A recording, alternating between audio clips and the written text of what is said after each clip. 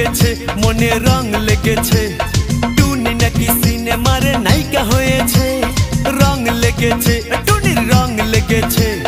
টুনি নাকি সিনেমার নায়িকা হয়েছে সেই ছবিতে নায়ক নাকি থাকবে সাকিব খান ছবিটার নাম নাকি তুমি আমার জান টুনির জ্বালায় এবার আমার যাবে রে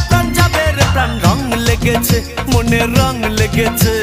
টুনি নাকি সিনেমার নায়িকা হয়েছে